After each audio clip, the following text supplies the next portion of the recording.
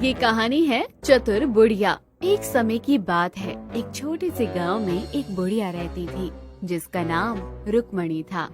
वो बहुत ही चतुर और बुद्धिमान थी। उसकी उम्र बहुत हो गई थी, लेकिन उसका दिमाग अभी भी बहुत तेज था। वो गांव के लोगों को उनका भविष्य बताती थी और उन्हें उनके जीवन के बारे में सलाह देती थी। गांव के लोग उसे बहुत मानते थे और उसकी बातों को बहुत महत्व देते थे। वो हमेशा सच कहती थी और उसकी बातें कभी गलत नहीं होती थी। लेकिन रुक्मणी की एक आदत थी जो गांव के लोगों को बहुत परेशान करती थी। वो हमेशा अपनी सेवाओं के बदले में सबसे अच्छी और सबसे महंगी चीजें मांगती थी।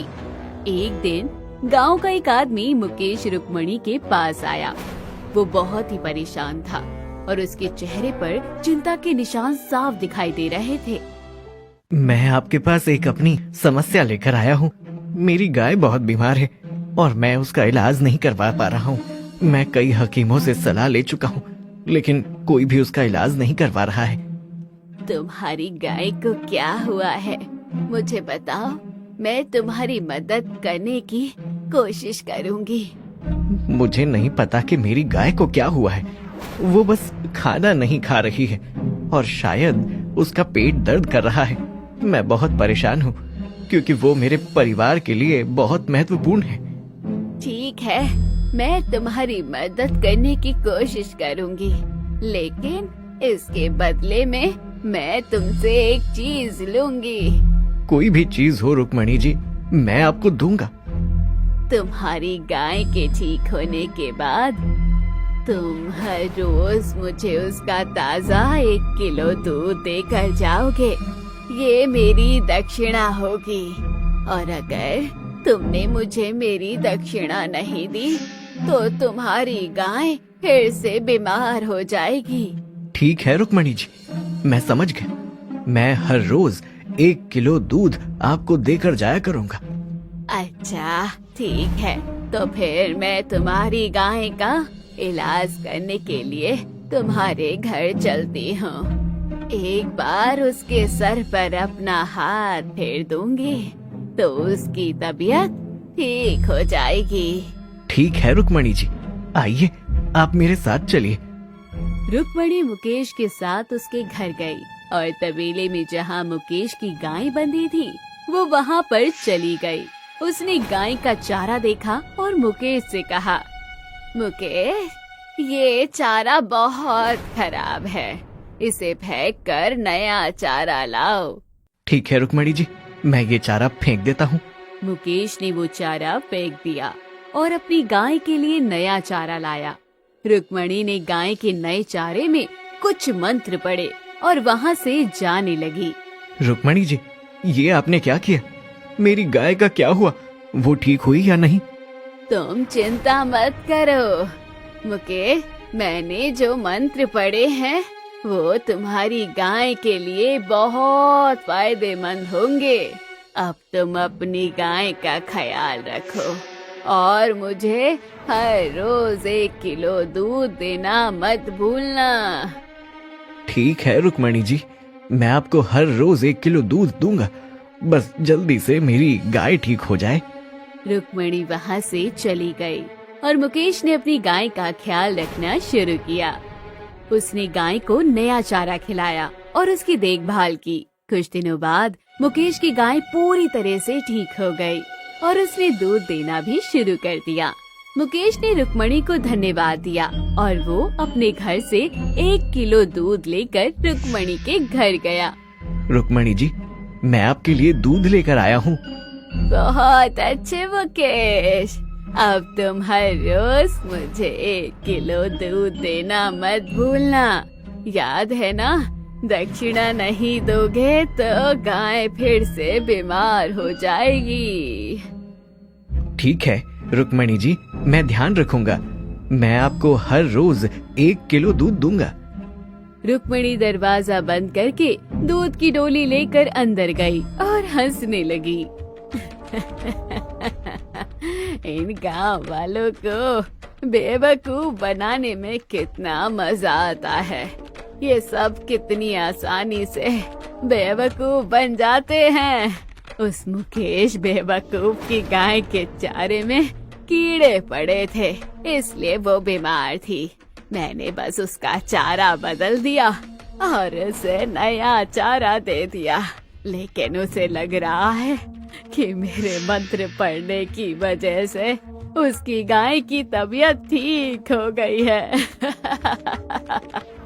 वो फिर से जोरों से हंसने लगी और खुद से बोली, पूरी जिंदगी इससे मुफ्त का दूध वसूल करूंगी।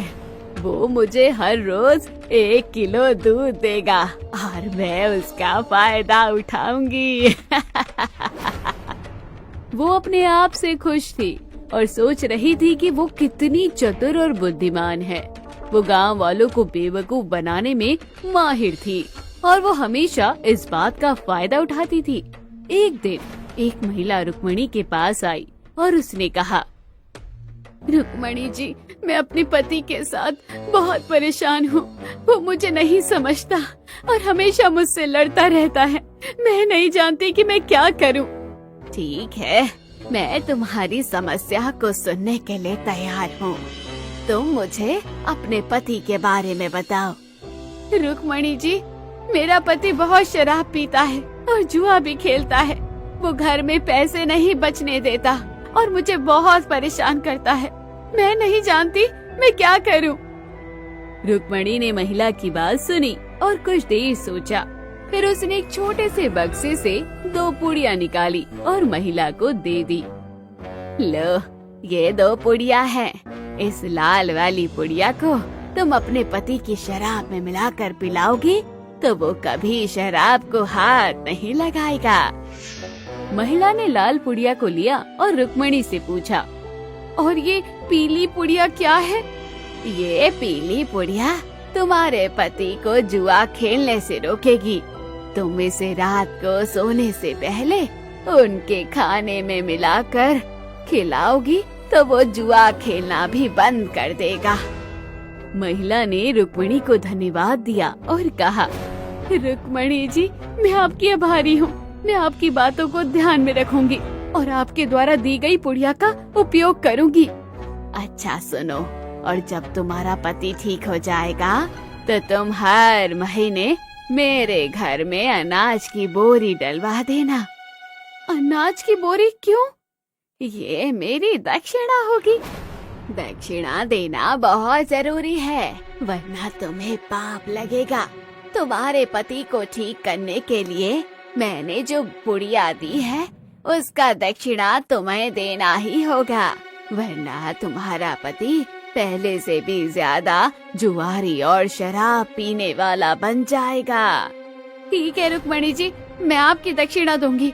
मैं हर महीने आपके घर में अनाज की बोरी डलवा दूंगी। महिला ने उन दोनों पुड़िया को लिया और रुक्मणी को धन्यवाद दिया। वो अपने घर चली गई और रुक्मणी की बातों को ध्यान में रखा। रात को उसका पति घर आया तो वो बहुत नशे में था।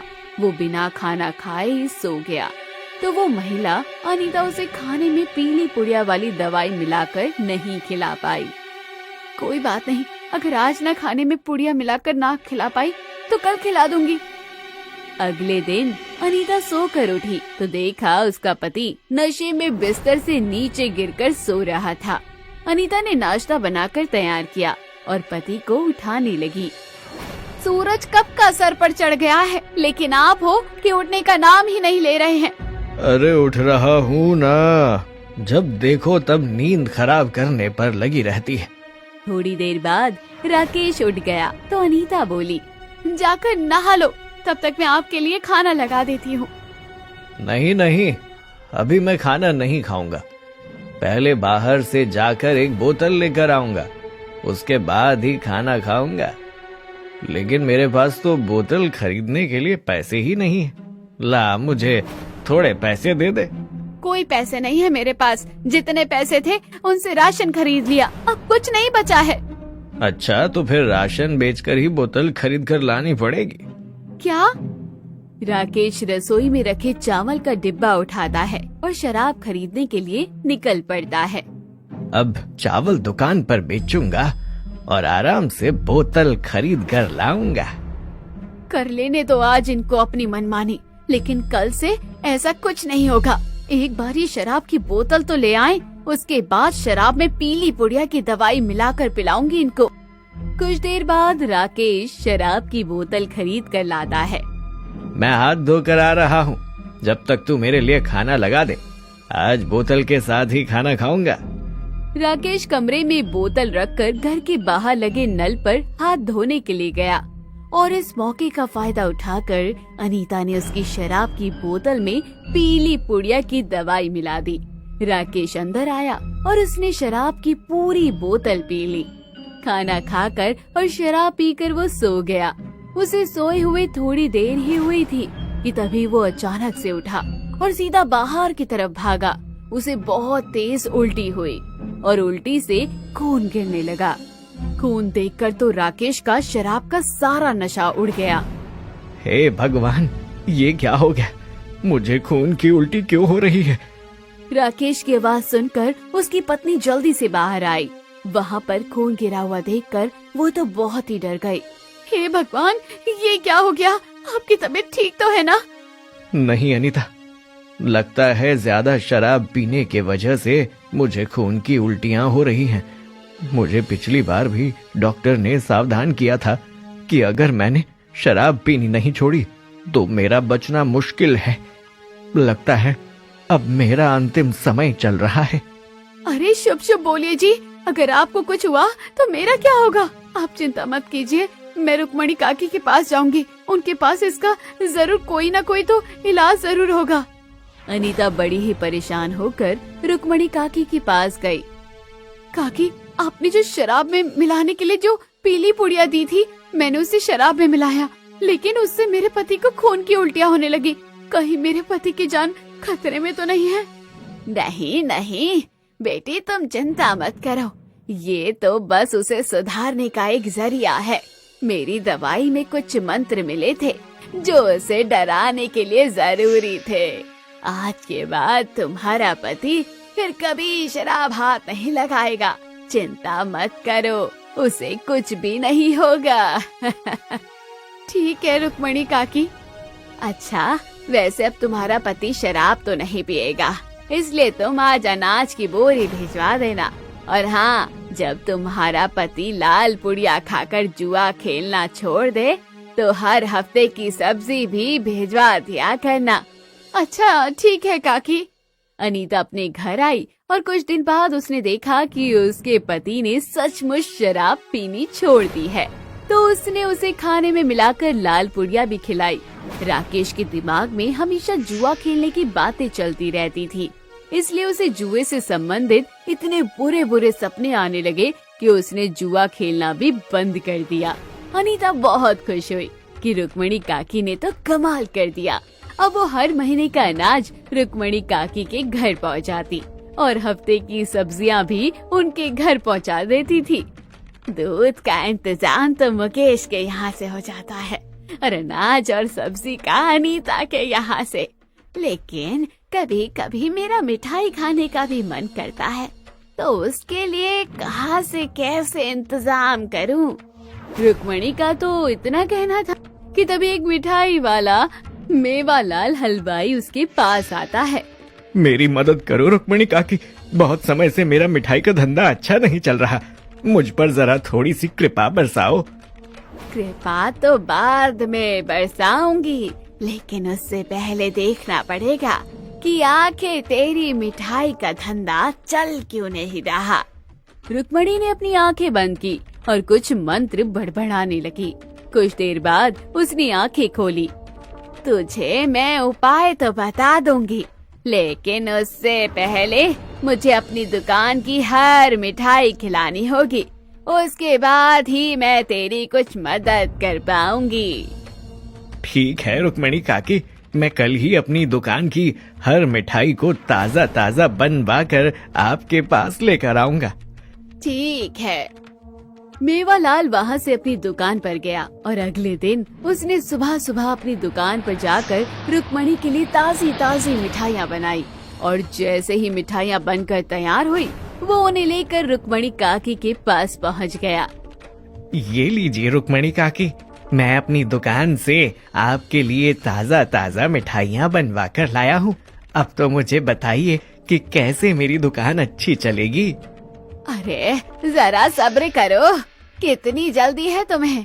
पहले मुझे मिठाई तो खाने दो, उसके बाद ही तो बताऊंगी कि क्या उपाय है। परेशानी मिठाई की दुकान की है तो मिठाई ही खा कर देखनी पड़ेगी ना, ताकि परेशानी की जड़ को समझ सकूं। हाँ हाँ, आपने बिल्कुल ठीक कहा काकी, खाइए खाइए। रुक्मणी ने सारी मिठाइयाँ चखी तो उसे स्वाद में जरा कमी लगी, लेकिन उसने मेवालाल को कुछ नहीं बोला, बल्कि मन ही मन में सोचा, अगर मैंने इसे बोला कि इसकी मिठाई में स्वाद नहीं है तो यह चिढ़ जाएगा और फिर इसे हमेशा के लिए दक्षिणा के रूप में मैं मिठाई भी इससे ऐंठ नहीं पाऊंगी। क्या हुआ रुक्मणी काकी, कुछ पता चला? अरे हाँ, चला चला पता चला, जरा सब्र तो कर। तेरी दुकान को किसी की नजर लग गई है और मुझे ये नजर उतारनी होगी। रुक्मणी अपने हाथ में एक बड़ी सी पुड़िया उठाती है और मंत्र पढ़ना शुरू कर देती है। थोड़ी देर बाद वो उस पुड़िया को मेवालाल को देती है। इस पुड़िया को मैंने अपने मंत्रों से पढ़ा है।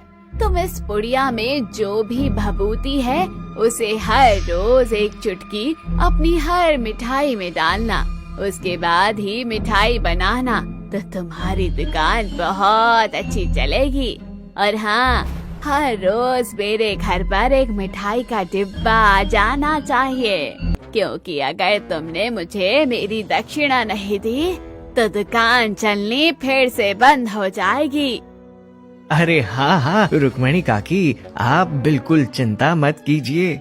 हर सुबह मिठाई बनते ही मिठाई का पहला डिब्बा आपके ही पास आएगा।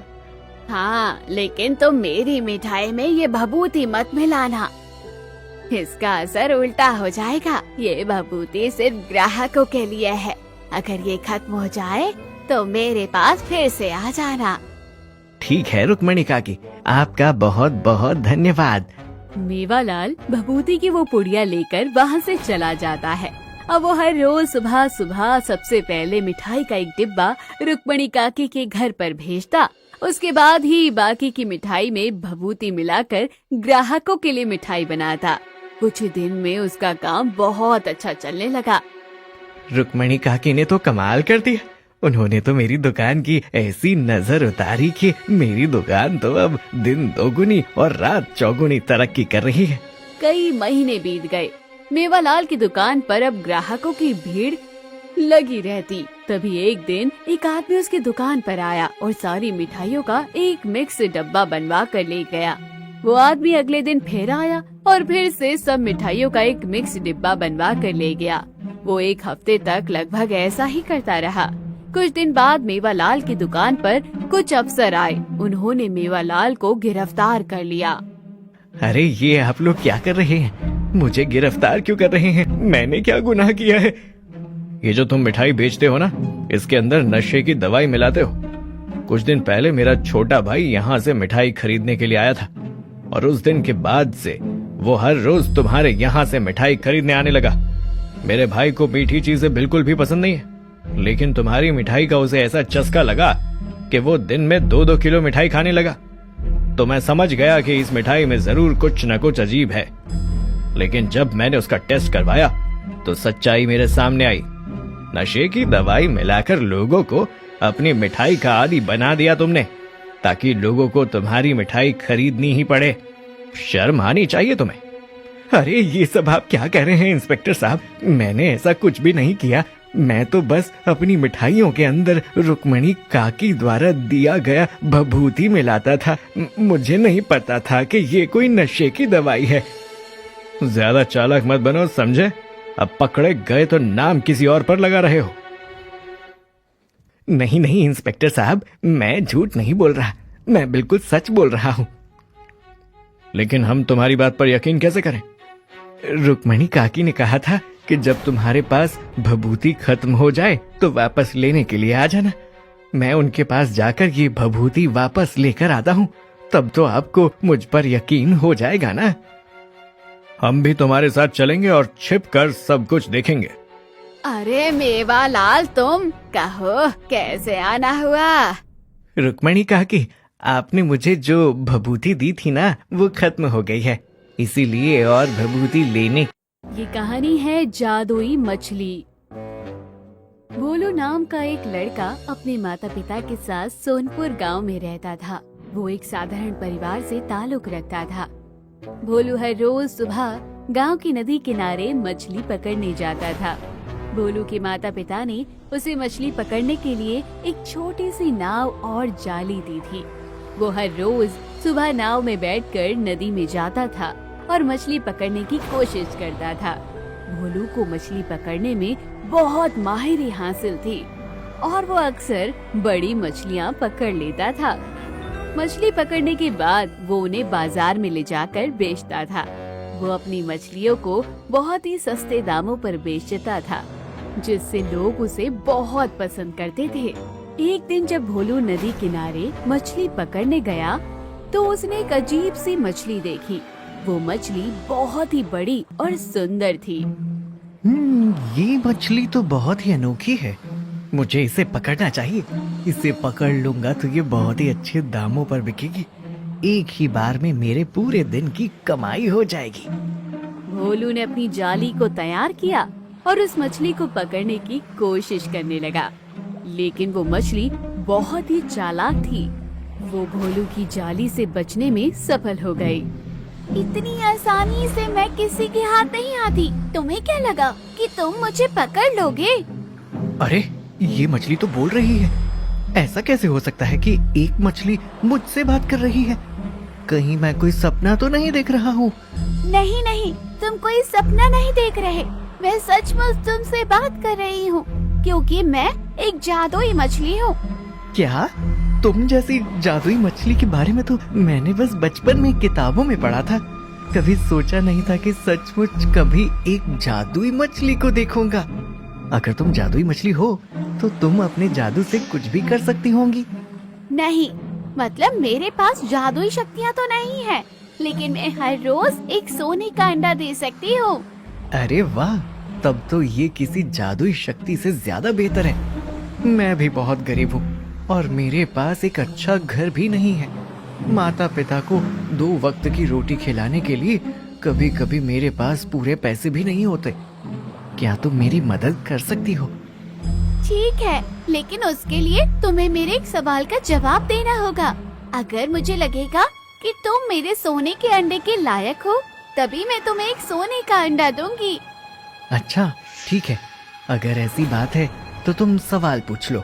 ठीक है, मेरा सवाल ये है कि तुम्हारे लिए सबसे ज्यादा महत्वपूर्ण क्या है? पैसा, शक्ति या कुछ और? ये तो बहुत ही मुश्किल सवाल है, लेकिन मैं सच बताऊंगा। मेरे लिए सबसे ज्यादा महत्वपूर्ण मेरे माता पिता की खुशी है। मैं चाहता हूँ कि वो हमेशा खुश रहें और उनकी जरूरतों को पूरा करने के लिए मैं कुछ भी कर सकता हूँ। ये एक बहुत ही अच्छा जवाब है भोलू। तुम्हारी बात सुनकर मुझे बहुत अच्छा लगता है कि तुम वास्तव में एक अच्छे इंसान हो। मैं तुम्हें एक सोने का अंडा देने के लिए तैयार हूँ। जादुई मछली भोलू का जवाब सुनकर बहुत खुश होती है और उसे एक सोने का अंडा दे देती है। भोलू वो सोने का अंडा पाकर बहुत खुश होता है। वो उसे अपने घर पर लेकर जाता है और अपने माता पिता को उस सोने के अंडे के बारे में बताता है। वाह बेटा, तुम बहुत ही किस्मत वाले हो जो तुम्हें ऐसी जादुई मछली मिली है। लेकिन तुम इस सोने के अंडे का इस्तेमाल बहुत ध्यान से करना, इसे व्यर्थ मत कर देना। नहीं माँ, मैं इसे व्यर्थ नहीं करूँगा, बल्कि मैं इसे बेचकर पिताजी का इलाज करवाऊंगा। पैसों के अभाव में पिताजी का इलाज नहीं हो सका, इसलिए अब मेरे पास ही सोने का अंडा है। इसे मैं बेचकर अच्छी तरह पिताजी का इलाज करवा सकता हूँ। भोलू सोने का अंडा लेकर गांव के सुनार के पास जाता है, तो सुनार भोलू के पास सोने का अंडा देखकर चौंक जाता है और भोलू से पूछता है, तेरे पास ये सोने का अंडा कहाँ से आया? तुम लोगों के पास तो 2 वक्त की रोटी खाने के भी पूरे पैसे नहीं होते। और तू तो मछलियां बेचकर थोड़े बहुत पैसे कमा पाता है, तो तेरे पास इतना बड़ा सोने का अंडा कहाँ से आया? मैं एक जगह पर काम करने गया था। वह मालिक बहुत अमीर थे। उन्होंने मेरे काम से खुश होकर मुझे ये सोने का अंडा दे दिया। अच्छा? सुनार बहुत ही चालाक था, इसलिए उसे भोलू की बात पर भरोसा नहीं होता, लेकिन वह सोने के अंडे के पैसे भोलू को दे देता है। भोलू उन पैसों से अपने पिताजी का इलाज करवाता है। जब उसके पिताजी ठीक हो जाते हैं, तो भोलू की माँ घर में हलवा पूरी बनाती है। माँ, तुम्हारे हाथ का हलवा पूरी बहुत ही स्वादिष्ट होती है। मैं जादुई मछली के लिए भी ये लेकर जाऊंगा। वो ये खाएगी तो बहुत खुश हो जाएगी। अरे हाँ हाँ, क्यों नहीं बेटा, उसकी वजह से ही तो आज तेरे पिताजी ठीक हो गए हैं। उसका हम पर बहुत आभार है। उसका बहुत बहुत शुक्रिया करना। मैं एक डब्बे में उसके लिए हलवा पूरी बांध देती हूँ। भोलू की माँ एक डब्बे में हलवा पूरी बांधकर भोलू को दे देती है और भोलू उसे लेकर नदी किनारे चला जाता है। मैं नदी किनारे तो आ गया, लेकिन जादुई मछली को कैसे ढूंढूंगा? काश मैंने उसका कोई नाम रखा होता, तो बस एक बार उसका नाम पुकारता और वो मेरे सामने आ जाती। भोलू के इतना कहते ही जादुई मछली नदी के किनारे आ जाती है। अच्छा, तो तुम मुझे याद कर रहे थे? क्या तुम्हें एक और सोने का अंडा चाहिए? नहीं नहीं, मुझे अभी और सोने का अंडा नहीं चाहिए। जो सोने का अंडा तुमने मुझे दिया था, उसे बेचकर मैंने अपने पिताजी का इलाज करवा लिया और अपने घर की मरम्मत भी करवा ली। जो थोड़े बहुत पैसे बचे थे, उसे बचाकर रखा है। उनसे अपना कोई छोटा मोटा काम खोल लूंगा, तो अब पिताजी भी काम पर जाना शुरू कर देंगे, तो पैसे की दिक्कत भी नहीं होगी। ये तो बहुत अच्छी बात है, लेकिन अगर तुम यहाँ पर मुझसे कोई मदद मांगने नहीं आए, तो फिर क्यों आए हो? बिना मतलब के तो मेरे पास कोई नहीं आता। नहीं जादुई मछली, तुमने मेरी इतनी मदद की, तुम्हारे कारण ही मेरे पिता ठीक हो पाए। इसीलिए मैं तुम्हारे लिए अपनी माँ के हाथों का बना हुआ हलवा पूरी लेकर आया हूँ। तुम इसे खाओ, तुम्हें बहुत पसंद आएगा। लेकिन मेरे तो हाथ नहीं है, तो तुम्हें ही मुझे खिलाना पड़ेगा। भोलू अपने हाथों से जादुई मछली को हलवा पूरी खिलाता है। जादुई मछली को उसकी माँ के हाथ का हलवा पूरी बहुत पसंद आता है और खाते खाते उसकी आंखों से आंसू आ जाते हैं। क्या हुआ जादुई मछली, तुम रो क्यों रही हो? तुम्हें ये अच्छा नहीं लगा क्या? नहीं नहीं, ऐसी बात नहीं है। तुम्हारी माँ ने बहुत ही स्वादिष्ट हलवा पूरी बनाया है, लेकिन आज तक जितने भी लोग मुझसे सोने का अंडा लेकर गए, कभी वापस नहीं आए, और अगर आए हैं तो वापस सोने का अंडा लेने के लिए ही आए हैं।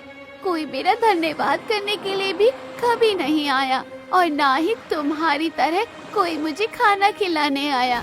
तुम इतने प्रेम भाव से यहाँ पर आए तो मेरा दिल भर आया है। तो मेरा मन कर रहा है कि मैं भी तुम्हारे ही साथ चलूं और तुम्हारे ही घर पर रहूं। अरे हाँ हाँ, क्यों नहीं जादुई मछली। तुम्हें पता है, मेरे घर के पास ना एक कुम्हार काका रहते हैं, और वो बहुत ही सुंदर सुंदर मिट्टी के बर्तन बनाते हैं। मैं उनसे तुम्हारे लिए एक बड़ा सा मिट्टी का बर्तन ले लूँगा। उसमें तुम्हारे लिए पानी भर दूँगा, फिर तुम उसमें आराम से रहना। मैं आज काका के पास जाकर मिट्टी का बर्तन बनवा लूँगा और कल तुम्हें लेने के लिए आऊँगा। ठीक है भोलू, मैं तुम्हारा इंतजार करूँगी। भोलू अपने पड़ोस में रहने वाले कुम्हार काका के पास जाकर जादुई मछली के लिए एक मिट्टी का बर्तन बनवा लेता है और अगले दिन नदी किनारे जाकर जादुई मछली को ले आता है। एक दिन भोलू जादुई मछली को खाना खिला रहा था कि तभी भोलू की माँ बड़ी ही परेशान होकर घर आती है। क्या हो गया माँ, तुम इतनी परेशान क्यों हो? क्या बताऊं बेटा, पड़ोस वाली मनोरमा भाभी है ना, उनके पति को गंभीर बीमारी हो गई है। डॉक्टरों का कहना है कि इलाज में 50 लाख रुपए का खर्चा आएगा, लेकिन हम जैसे लोगों के लिए ये पैसा कहाँ से आएगा? काश हम उनकी मदद कर पाते। अरे तुम चिंता मत करो माँ, मैं जादुई मछली से मदद मांगता हूँ। जादुई मछली, तुमने सुना ना मनोहर काका कितने बीमार हैं? क्या तुम उनकी इतनी बड़ी मदद कर पाओगी? मैं उनकी मदद तो कर सकती हूँ भोलू, लेकिन मेरे एक जादुई सोने के अंडे की कीमत 5 लाख रुपए है और इतने पैसे जमा करने के लिए मुझे 10 सोने के अंडे देने होंगे। इसके लिए मुझे 10 दिन का समय लगेगा। कोई बात नहीं जादुई मछली, अगर उनके पास समय कम हुआ तो हम जमींदार से उधार ले लेंगे और कहेंगे कि हम उन्हें उधार के पैसों पर अच्छा ब्याज देंगे, तो इस तरह उनका इलाज भी रुकेगा नहीं। तुमने बिल्कुल ठीक कहा भोलू। तुम एक सोने का अंडा ले जाओ और उन्हें दे दो और कह देना कि बाकी के 9 अंडे बाकी के 9 दिन में मिल जाएंगे। जादुई मछली एक सोने का अंडा देती है और भोलू उसे लेकर मनोरमा काकी के पास चला जाता है। वो उन्हें सोने का अंडा देकर कहता है, ये लीजिए काकी, आप इस सोने के अंडे को सुनार के पास जाकर बेच देना। वो इसके बदले आपको 5 लाख रुपए देगा। कल मैं आपको एक सोने का अंडा फिर से लाकर दूंगा और जब तक 50 लाख पूरे नहीं हो जाएंगे तब तक हर रोज मैं आपको एक सोने का अंडा लाकर दूंगा। क्या हर रोज एक सोने का अंडा? लेकिन तुम्हारे पास इतने सारे सोने के अंडे कहाँ से आएंगे? क्या तुम्हें कोई जादू, कोई खजाना मिल गया है क्या? नहीं नहीं काका, मुझे कोई जादुई खजाना नहीं मिला है। वो तो भगवान ने मुझे एक ऐसी शक्ति दी है कि मैं हर रोज एक सोने का अंडा बना सकता हूँ और लोगों की मदद कर सकता हूँ। क्या ऐसा कैसे हो सकता है? मैं जानती हूँ कि तुम झूठ बोल रहे हो। सच सच बताओ, क्या बात है? नहीं काकी, मैं सच बोल रहा हूँ। अब आप काका के इलाज की तैयारी करवाइए, बाकी सब हो जाएगा। भोलू किसी को नहीं बताना चाहता था कि वो जादुई मछली की मदद से जादुई अंडे उन्हें दे रहा है, क्योंकि वो जानता था कि अगर उसने ऐसा किया तो लोग उसकी जादुई मछली के पीछे पड़ जाएंगे। कुछ दिन बाद मनोरमा उनके घर आती है। वो बहुत ही परेशान थी। क्या हुआ काकी, आप इतनी परेशान क्यों लग रही हो?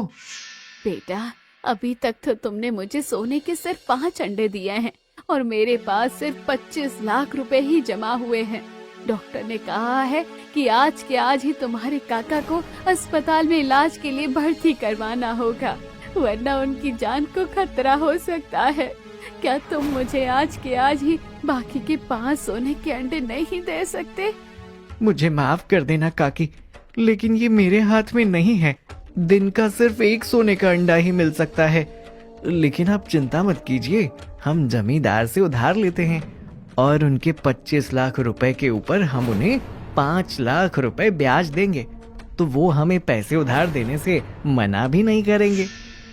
मनोरमा भोलू के साथ जमींदार के पास जाती है और उससे 25 लाख रुपए उधार मांग कर लाती है।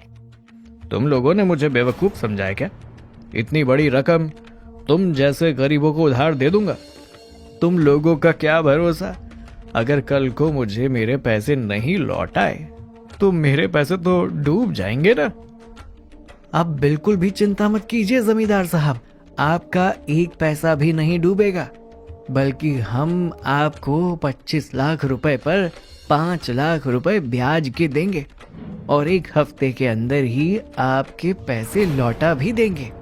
उनकी बातें सुनकर जमींदार जोर जोर से हंसने लगता है और कहता है, तुम्हें क्या मैं कोई बेवकूफ लगता हूँ? तुम जैसे फटीचरों के पास इतना पैसा आएगा कहाँ से? मुझे लालच देकर मुझे ठगने की कोशिश कर रहे हो और मैं तुम्हें पैसे दूं किस आधार पर? अगर तुम्हें पैसे चाहिए तो कुछ गिरवी तो रखो। गिरवी रखने के लिए मेरे पास अपने घर के सिवाय कुछ भी नहीं है, तो आप मेरा घर गिरवी रख लीजिए। तेरे छोटे से घर को गिरवी रखकर मेरा क्या फायदा होगा? अगर मेरे पैसे डूब गए तो तेरा घर बेचकर मैं अपने पैसे भी वसूल नहीं कर पाऊंगा। लेकिन हाँ, अगर तुम दोनों अपना घर गिरवी रख दो तब मैं तुम्हें पैसे दे दूंगा। ठीक है जमींदार साहब, मैं भी अपना घर गिरवी रख देता हूँ, पर अब तो आप मनोरमा काकी को पैसे दे दीजिए। वो दोनों अपना घर गिरवी रख लेते हैं और जमींदार उन्हें उधार पर पैसे दे देता है। मनोरमा अपने पति का इलाज करवाती है और 1 हफ्ते में ही भोलू के 6 सोने के अंडे बेचकर जमींदार साहब का उधार चुका देती है। जमींदार भी बहुत हैरान था कि इतनी जल्दी इन लोगों ने उनके पैसे कैसे चुका दिए। कुछ ना कुछ तो गड़बड़ जरूर है, वरना इस जैसे लोगों के पास इतने पैसे कहां से आए। जरूर इनके हाथ में कोई खजाना लगा है, वरना मछली बेचने वालों के पास इतने पैसे हो नहीं सकते।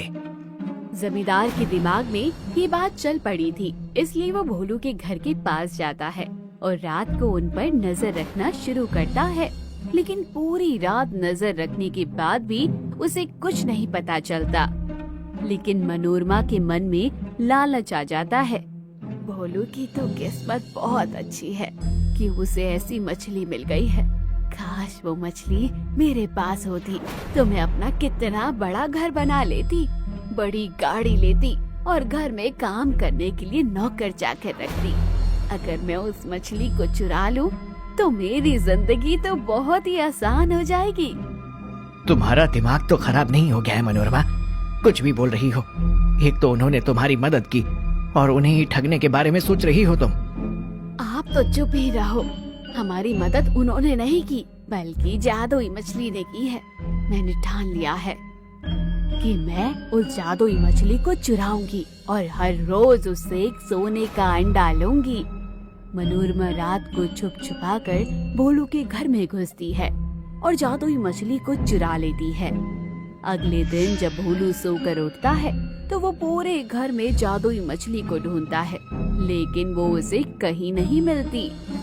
माँ, पता नहीं मेरी जादुई मछली को कौन ले गया। मैंने पूरे घर में ढूंढा, लेकिन वो कहीं नहीं मिल रही है। मुझे तो लग रहा है कि किसी ने उसे चुरा लिया है। किसी को उसके बारे में पता चल गया होगा और लालच में वो उसे ले गया है। अब मैं अपनी जादुई मछली को कहाँ ढूंढूंगा माँ? लोग बहुत लालची हैं, इसलिए मुझे अपनी जादुई मछली की चिंता हो रही है। अगर किसी ने अपने लालच के चक्कर में उसे नुकसान पहुंचा दिया होगा तो बहुत बुरा होगा। अपनी जादुई मछली के ना मिलने के कारण भोलू बहुत परेशान था। उसने जादुई मछली को हर जगह ढूंढा, लेकिन वो उसे कहीं नहीं मिली। और वहाँ मनोरमा बार बार जादुई मछली से सोने का अंडा मांगती रही। मैं कितनी देर से तुमसे सोने का अंडा मांग रही हूँ, लेकिन तुम मुझे सोने का अंडा क्यों नहीं दे रही हो? मैं तुम्हें सोने का अंडा क्यों दूं? तुम बहुत ही बुरी हो। एक तो भोलू ने तुम्हारी मदद की, तुम्हारे पति की जान बचाई और तुमने उसी के साथ धोखा किया। मैं तुम्हें कोई सोने का अंडा नहीं दूंगी। अच्छा, तो मेरी बात भी ध्यान से सुन ले। अगर तूने मुझे सोने का अंडा नहीं दिया तो मैं तुझे मार दूंगी। उसके बाद तो तेरे अंदर से सारे सोने के अंडे निकलेंगे। क्या तुम्हारा दिमाग खराब हो गया है? क्या तुम अपने लालच के लिए मुझे मार डालोगे? जब तुम जीवित रहकर मेरे कुछ काम नहीं आ रही हो तो हो मेरे लिए तुम्हें मार देना ही उचित है ना? कम से कम मरने के बाद तुम मेरे कुछ काम तो आओगी। तुम तो बहुत ही लालची और निर्दयी हो। मैं तुम्हें सोने का अंडा देना तो नहीं चाहती, लेकिन क्या करूं, मजबूरी है, देना पड़ेगा, वरना तुम मुझे जान से ही मार डालोगी। काश भोलू जल्दी से आकर मुझे यहाँ से ले जाए। जादुई मछली को अपनी जान बचाने के लिए मनोरमा को सोने का अंडा देना ही पड़ता है। तभी जमींदार वहाँ से गुजर रहा था और सोने का अंडा देने वाली जादुई मछली को देख लेता है और अब वो सब समझ चुका था। रात को वो छिप छिपा कर मनोरमा के घर से जादुई मछली को चुरा लेता है। अगले दिन, मैं कब से तुमसे सोने का अंडा मांग रहा हूँ, तुम मुझे सोने का अंडा क्यों नहीं दे रही हो? तुम्हारे पास धन की कमी है क्या जो तुम्हें सोने का अंडा चाहिए? मैं सिर्फ जरूरतमंद लोगों की मदद करती हूँ। तुम्हारे पास पहले से ही इतना है और तुम्हें इतना क्यों लालच है? मैं तुम्हें कोई सोने का अंडा नहीं दूंगी। तब तो लगता है मुझे तुम्हें मारना ही पड़ेगा, तो तुम्हारे अंदर से बहुत सारे सोने के अंडे निकलेंगे। जमींदार की बात सुनकर जादुई मछली फिर से डर जाती है और उसे मजबूरी में अपनी जान बचाने के लिए जमींदार को सोने का अंडा देना ही पड़ता है। जमींदार सोने का अंडा लेकर सुनार के पास जाता है तो सुनार उस सोने के अंडे को देखते ही पहचान जाता है कि ये बिल्कुल वैसा ही सोने का अंडा है। जैसा भोलू और मनोरमा उसके पास बेचने के लिए लाए थे। लगता है पहले जो खजाना भोलू और मनोरमा के पास था वह खजाना जमींदार के पास आ गया है। अब तो मुझे देखना ही होगा कि ये ऐसी क्या चीज है जिससे इतने सारे सोने के अंडे मिलते हैं। अब सुनार रात के समय छिपकर जमींदार के घर घुसता है और जादुई मछली को चुरा कर ले आता है। वो भी जादुई मछली से सोने का अंडा मांगता है। तुम सब लोग कितने लालची हो। बस एक भोलू ही था जो मेरे बारे में सोचता था। उसने कभी लालच नहीं किया और एक दोस्त की तरह मेरा ध्यान रखा। तुम्हारे पास पहले से ही कितना सारा धन है, तुम्हें और सोना क्यों चाहिए? ताकि मैं दुनिया का सबसे अमीर आदमी बन सकूं, इसीलिए जल्दी से मुझे सोना दो। तुम मुझे हर रोज एक सोने का अंडा दोगी तो मैं बहुत अमीर हो जाऊंगा। उसके बाद गांव में कोई भी मुझसे अमीर नहीं होगा और धीरे धीरे मेरा रुतबा भी बढ़ता जाएगा। उसके बाद कोई मेरे सामने बोलने की हिम्मत नहीं करेगा। इसका मतलब है कि तुम जादुई सोने के अंडे से अमीर होकर अपनी अमीरी का गलत फायदा उठाओगे। इसलिए मैं तुम्हें सोने का अंडा नहीं दूंगी। अच्छा, लेकिन अगर तुमने मुझे सोने का अंडा नहीं दिया तो मैं तुम्हें मार कर तुम्हारे अंदर से सोने के अंडे निकाल लूंगा। अपनी जान बचानी है तो मुझे सोने का अंडा दो।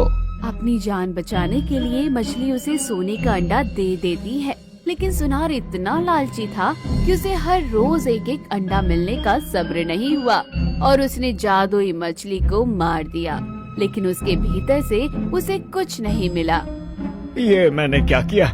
इससे अच्छा तो मैं हर रोज एक सोने का अंडा लेता रहता। इसके अंदर तो कुछ भी नहीं है। सुनार ने जादुई मछली को मार दिया। तभी उस रात जादुई मछली भोलू के सपने में आई और उसने बताया, भोलू, सुनार ने मुझे मार दिया। तुम आकर मेरे शरीर को यहाँ से ले जाओ और मिट्टी में दफना देना। भोलू जैसे ही ये सपना देखता है तो उसकी नींद टूट जाती है और वो रोने लगता है। वो आधी रात को ही उठकर सुनार के घर जाता है तो देखता है कि उसके घर के बाहर जादुई मछली का शव पड़ा हुआ है। वो अपने हाथों में लेकर रोने लगता है और रोते रोते अपने घर आता है। काश मैंने किसी की मदद ना की होती तो आज तुम जिंदा होती जादुई मछली। लोग तो मदद के भी काबिल नहीं हैं। इन जैसे लोगों की वजह से ही आजकल लोग एक दूसरे की मदद भी करना पसंद नहीं करते। काश तुम जिंदा हो सकती। मेरी ही गलती है जिसकी वजह से तुम्हारी जान गई। जादुई मछली को भोलू अपने हाथों में पकड़कर बहुत रोता है, लेकिन जैसे ही उसके आंसू जादुई मछली के शव पर पड़ते हैं तो जादुई मछली फिर से जीवित होने लगती है। भोलू देखता है कि जादुई मछली फिर से जिंदा हो गई है तो वो जल्दी से उसे पानी के बर्तन में डाल देता है। तुम जिंदा कैसे हो गई जादुई मछली? क्या ये भगवान का कोई चमत्कार है? हाँ भोलू, ये भगवान का चमत्कार है, लेकिन अगर मुझे कोई जीवित कर पाया है तो वो मेरे लिए तुम्हारा प्रेम था जो निस्वार्थ था। तुम्हारे आंसुओं ने मुझे जीवित किया है, लेकिन अब तुम मेरे बारे में किसी को मत बताना, वरना लोग फिर से मेरे साथ ऐसा ही करेंगे। नहीं जादुई मछली, अब मैं तुम्हें लेकर अपने परिवार के साथ कहीं दूर चला जाऊंगा और तुम्हारे बारे में कभी फिर किसी को पता नहीं लगने दूंगा। भोलू अपने परिवार के साथ जादुई मछली को लेकर अपने गांव से बहुत दूर चला जाता है और फिर कभी जादुई मछली के बारे में किसी को पता नहीं लगने देता। अब जादुई मछली उनके साथ खुशी खुशी रहने लगती है और अब भोलू बहुत ही सोच समझकर लोगों की मदद करता।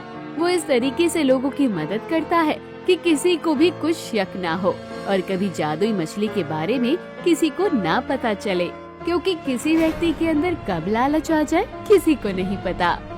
तो दोस्तों, कहानी यही खत्म होती है। कहानी कैसी लगी कमेंट बॉक्स में जरूर बताइए। चैनल को जरूर सब्सक्राइब कीजिए।